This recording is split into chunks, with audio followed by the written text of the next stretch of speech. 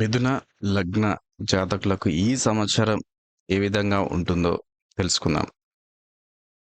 ప్రధానంగా ఇక్కడ మనం శని యొక్క ట్రాన్సిట్ అంటే శని యొక్క గోచార రీత్యా మనకు ఈ మిథున లగ్న జాతకులకు ఏ విధంగా ఉంటుంది? గురువు ట్రాన్సిట్ వల్ల ఏ విధంగా ఉంటుంది?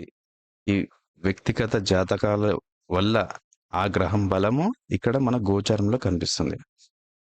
ప్రధానంగా ఉగాది నుండి మే 14థ్ వరకు గురువుని శని కంట్రోల్ చేయడం వల్ల మీ యొక్క ఇన్ని రోజులు అనవసరమైన ఖర్చులు చేసిన ఇప్పుడు మీరు జరుగుతున్నది గూడా అదే.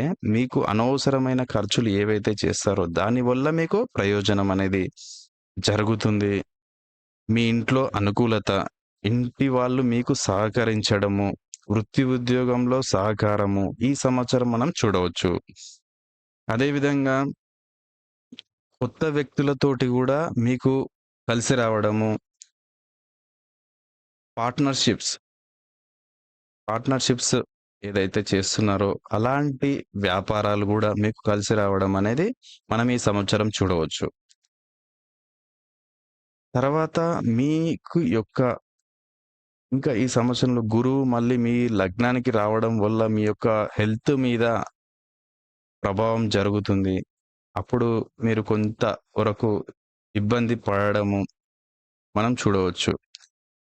మే 15థ్ నుంచి అక్టోబర్ 18థ్ వరకు, మళ్ళీ డిసెంబర్ 5థ్ నుంచి మళ్ళీ ఉగాది వరకు మీ లగ్నంలోకి గురువు రావడం వల్ల హెల్త్ ఇష్యూస్, చదివింది గుర్తు లేకపోవడము, విద్యకు ఆటంకాలు కలగడము, అదేవిధంగా తండ్రి నుంచి సహకారం లేకపోవడము, తండ్రితోటి గొడవలు, ఈ విధంగా మనం చూడవచ్చు ఈ సంవత్సరం మొత్తంలో. మీ యొక్క వ్యక్తిగత జాతకంలో గురుదశ అయిపోయి ఉంటే ఇంత ఇబ్బంది అనేది ఉండదు. మీ వ్యక్తిగత జాతకాన్ని బట్టి ఇక్కడ బలం అనేది ఎంతవరకు ఉండాలో తెలుస్తుంది. అదేవిధంగా మీకు ఈ సంవత్సరంలో వృత్తి ఉద్యోగంలో అనుకూలంగా ఉంటుంది.